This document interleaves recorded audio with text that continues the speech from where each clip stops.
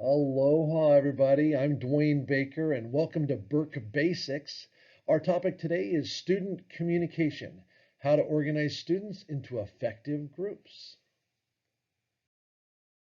Now, Burke Basics, this is a quick reminder, are the short one-topic presentations designed to support your work in developing the four habits of powerful teaching and learning by providing discussion topics and prompts for your professional learning community. We like to call it PTL for your PLC. And each time we would just encourage you to take notes along the way. And at the end of the presentation, which is usually between 10 and 15 minutes, you would just react to two questions. What are some key takeaways from the presentation? And also share ideas with your colleagues from your own classroom. We're really hoping that you'll be able to share your own expertise.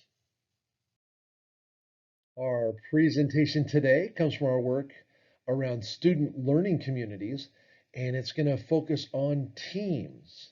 So let's go ahead and get started. The reason I say we're not quite to teams yet is because really we're doing part one today. Part one is looking at groups of students, how they can communicate with each other, and how they're organized. I would say teams are just a little bit of a step up from that. Like to go from groups to teams, I think we go from communication to true collaboration, and we go from organization to affiliation. But this is a great start, and I hope you enjoy this discussion on how to organize students into groups. All right, so I'm going to just suggest now. Teachers have been organizing students into groups for centuries, and you already know how to organize students into groups. So I just assume that you know something about it and you have your way of doing it. I just decided to share how I think about it. When I have time to actually work with a group and I'm able to get people into groups doing professional development, areas that I think about and that I try to use. And I'm just trying to share that with you. Maybe you'll find some of these things valuable. I have specific terms that I use and specific roles that they play. I'm just going to share those, and then you can take what you want from that. And you may use different terms. Maybe you use the same terms, but I hope you find it helpful along the way. And I'm going to be talking about groups having a facilitator, a target tracker, a timekeeper, a contributor, or probably multiple contributors, recorder, reporter, and that would call for a group of six right there. Sometimes you only have a group of four, and so you don't have all of those roles. But so this is just an idea of if you did have a group of 6 to 8 people, that kind of thing, different kinds of roles that people could play and why I think those might be important. So let's dive in. Facilitator. In each one of these, I'm going to talk about just the facilitator, what the role is that they have, and then what I think the benefit of it is, just for consideration along the way. First of all, the facilitator facilitates the discussion. The group will move from one place, they'll organize in some way. Well, the facilitator is the person that asks the target tracker to review the learning target as they start to get started. They know what their little checklist of things they're supposed to do. First one is they ask the target tracker to review the learning target with the group. Secondly, they ask the timer to review the expectations and how much time we have for our activity. They ask the recorder if they're ready to take some notes, and sometimes that's on Jamboard, or sometimes that's on a big old piece of butcher paper, or how are they going to keep the notes? Maybe it's electronically. They ask everybody to please contribute, and they remind the reporter that at the end of the group time for the reporter to be ready to share on behalf of the whole group. And so the facilitator's role is just to remind everybody of their roles right off the bat when the group pulls together. Now, here's some advantages of that. I think when students go from sitting independently to grouping, or whether they're online and then they go to a breakout room, there's always this transition. And I think one of the advantages here is when the group finally does get together physically or in their space electronically, there's really no wondering how the group will get started. Once they transition from the whole class setting up into their group. So this helps the students gets the students talking right away, so they don't have to have too much of that awkward silence downtime. How do we get started? And so the facilitator role is not super complicated. It basically is going down through and reviewing each person's roles. But I think it's a great idea. It gets them started right away. They know who's supposed to get them started, and there's not that awkward silence of wondering, well, who's going to get us started here. So I think it also builds some student leadership skills. So be thinking about what kinds of students you might have play that role. Target tracker. Well, the target tracker, once they're into the group, that was one of the first things that we do when we get into the group is review the learning target before they get started. Now, that's a great thing for the group to be able to do because they transition from wherever they were to wherever they are now and what they're supposed to accomplish as the group and what they're supposed to be thinking about and actually learning. So this is a person who's really, this person has to be aware of what the group is doing, thinking, and learning. And and so this is a person like because it's really easy in a group to start wondering now what are we supposed to be doing here. And so this is at least one person in the group. If we're supposed to have everybody, but hopefully at least one person who's really paying attention to that, and they can help clarify the task when the group gets stuck along the way. So I love having a target tracker. Here's an advantage of the target tracker. I have to say, the target tracker really supports the idea of reviewing the target throughout the lesson, which is the ninth bullet on the four habits rubric. If you're using that. And so you're in a whole class, and now we pull together as a group. Well, one of the first things we do is let's review the learning target. The facilitator says, target tracker, let's review the learning target. So it's a great way to revisit the learning target throughout the lesson. Also, when students get confused about the task, there's at least one person in the group who will be able to help clarify and keep the group moving forward. We don't have a big stall out because there's at least one person that can kind of help clarify what we're supposed to be doing and hopefully even what we're supposed to be learning from that. Now, here's something too. It really encourages a teacher to be really clear about the learning target before they launch the group because we could clarify, we could have all the kids on the screen if it's a Zoom call or something like that or in the classroom. Now, before we go into our groups, target trackers, do you have any questions about before we get started? Okay, great. Now then you go. So it really encourages a teacher to be really clear about the learning target before they launch into their groups.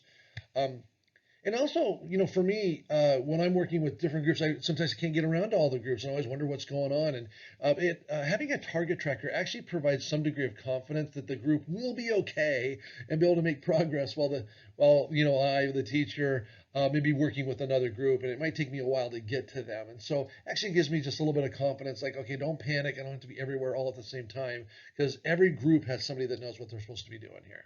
So I love the target tracker. Timekeeper.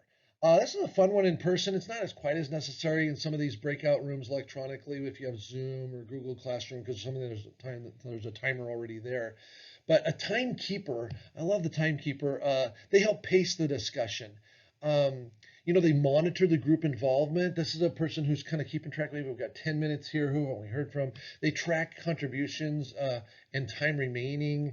And they can always they can notify the group when time is running out. And if somebody hasn't had a chance to say, they can always say, hey, Jimmy, did you want to say anything? We've only got 2 minutes left, something like that. So I think it's a nice way for somebody to be kind of just keeping track of the time. They've got a role and responsibility in the group. And then it also just is a person to say, hey, you guys, we probably should get going because we've only got 4 minutes left. It really kind of keeps a little bit of the hustle with the group. Then also, I think the advantage of this, it really encourages students to stay on task, to manage their time wisely. It's at least one person saying, hey, we probably should get started. The facilitator is going to say, hey, timekeeper, remind us how much time we have. Okay, we got 10 minutes. Here we go. The timekeeper can play the role of the visible timer. In one of our other studies we've done, we found a visible timer in the classroom is really helpful. In the event that there's not like a visible timer, otherwise the timekeeper, somebody can say, hey, we got 10 minutes left, we have 5 minutes left, okay, only one more minute, that kind of thing. And so they really play an awareness role of how much time we have. And then students could be creative about how they track and display the time. I know that in class we encourage teachers during pair shares and things like that for student collaboration to use a visible timer, and maybe they're able to share their screen every once in a while and they can see the countdown of the timer. So this allows the students to be creative in how they track the time. All right, contributor. Well, we hope everybody is a contributor, no matter whether you have one of the other roles or not. But maybe there's some people that just, they don't have one of the quote unquote leadership roles, and yet being a contributor really allows them to still play a part. So everybody's supposed to be a contributor. Everybody's adding to the puzzle here and to enhance the discussion. So they're there to share their ideas, contribute, content to the recorder. You're going to hear about the recorder in just a second. So they have a role. They have somebody that they need to be able to talk to. They're going to contributors talk to the recorders. And they can encourage others. Hey, that's a really neat idea. Thanks for sharing and all that kind of thing. So contributors are just really positive people coming up with ideas in the group, encouraging each other, obviously coming up with ideas and sending those to the recorder because that's how we're going to manage all of our information. Now, contributor, again, everybody's a contributor, but having a specific, if you're not one of the other specifically assigned roles, I think it's nice to be called the contributor or a contributor. Although everyone in the group is a contributor, this allows like a shy student maybe to play an official role without feeling overwhelmed. It's kind of a low risk. It's not a heavy lift, and so, but it's also really important. We got to come up with ideas when we're working together. And here's the nice thing it starts to help shyer students to get maybe out of their shell a lot because they know at least one person in the group who they're supposed to talk to, the recorder. So if they have an idea, they don't have to wonder, well, I don't have to just say it out in front of the whole group. I can actually say to the recorder specifically, I have an idea. So they have somebody they can go to. And so I think in a lot of ways, it's a low risk role. It's an official role though. And then they have somebody to talk to. It helps them kind of get used to that. I like the contributor role. Recorder. Looks like we just have two more left here. The recorder is the one who's documenting the discussion. They can share their screen, and if you're doing it electronically, you want to make sure that they have it set up for that so they can share their screen with everybody else. They may be a person using a document camera in the classroom, or maybe their computer, or maybe just a large sheet of paper, but they're recording. They're taking notes. They're taking down the information that's supposed to be developed during the group time. They're also somebody that's able to ask clarifying questions along the way. And they're the ones that would record the comments in the community forum, whether it's in a chat, on a Jamboard, Pear Deck, slides, butcher paper, wherever. They're going to be contributing that. They're the ones, the recorder, writing things down. And here's a couple special things that are, I think, really helpful about having a recorder. Advantages. Funneling information to a recorder develops group reliance. The contributor relies on the recorder to post, and the recorder relies on the contributor for the content. It develops a symbiotic relationship. The recorder has somebody to talk to, and then the recorder needs that person for that information. Because everyone in the group has to contribute through the recorder, it actually limits resources rather than working in. Here's what happens: if you don't have a recorder, if you're not funneling information through one person, then what can happen is everybody can just start working on their own. Everybody just does their own thing, and then actually the group doesn't work because the kids aren't talking to each other. So having a recorder where you're designed to funnel information through, one, they need each other, and two, because of the limited resource, one recorder, now we have everybody talking to that one person and paying attention rather than being quiet in isolation, working quietly by themselves. It actually encourages social interaction and collaboration. And then finally, the reporter. This is a person who's been going to share the discussion with the whole group. When you come back as a whole group, whether it's online or in person, um, they can survey the group ahead of time for highlights. Hey guys, what do you think are the top three things? But in the end, they're gonna be the ones kind of on the hot seat. They're gonna be out in front, and hey, are you ready to share? And they're the one talking. So in the end, they make the final determination about what they're going to share with the whole group when the class does return from working in their small group. They publicly commit to representing the group by raising their hand or maybe they put the name in the chat like I'm group 3, and so they're committing like, okay, so I'm the reporter, I'm the one that's going to share on behalf of the group. And it's nice for the teacher to get that ahead of time, whether again it's a commit in the chat or you assign them or you ask the group, now who is the recorder or who is the reporter in your group. And then they share the ideas from the group with the whole class. So they're in charge of that. An interesting thing happens there. Some of the advantages, there's a bunch here. The advantages, because the reporter will share when the group returns to the whole class, it requires a repeating and a synthesis of key learning, which is part of elaborative rehearsal. And so by having them talk in the group before they come back, it allows them to review what they've just learned, which is great. When all the groups return to the whole class discussion, there are students who are ready to share. They're not caught off guard. So because I'm a reporter, I know I'm going to share with the whole group. I'm ready to share with the whole group. And I'm not going to be caught off guard by that. I'm not going to have to worry about it. I just know that that's what I'm going to do. Now, here's a really cool flip side of that. Other students do not have the anxiety of being called upon in front of the whole class when they're not ready. So now that we come back as a whole group, I know someone else is the reporter. I can actually relax and listen in and pay attention. I don't have to worry about the teacher calling on me right now.